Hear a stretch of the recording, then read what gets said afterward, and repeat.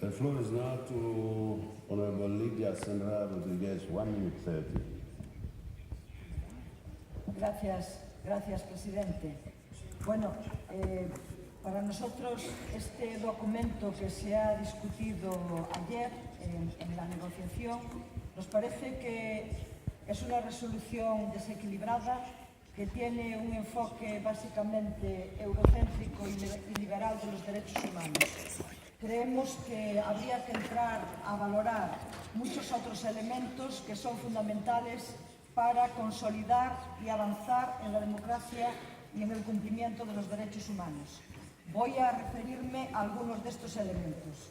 Por un lado, creo que falta una referencia al derecho de autodeterminación de los pueblos, una lucha fundamental en muchos pueblos hoy, incluido también en el suelo de la Unión Europea, como es, por ejemplo, el pueblo catalán. La necesidad de garantizar ingresos económicos para todas las personas. Y en este sentido, también me gustaría citar la necesidad de garantizar el derecho a la alimentación, el derecho a la vivienda, a la salud o a la educación, y también el derecho a disfrutar de un medio ambiente natural y sano.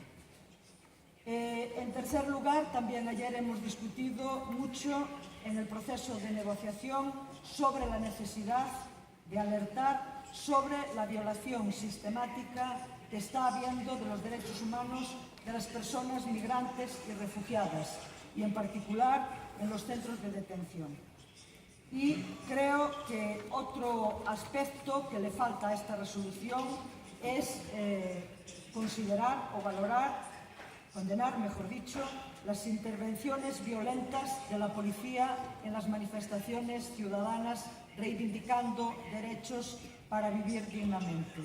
Y ya para finalizar, creo que se debería hacer una referencia a la anulación de la deuda externa, porque desde mi punto de vista es fundamental para consolidar los derechos humanos. Gracias.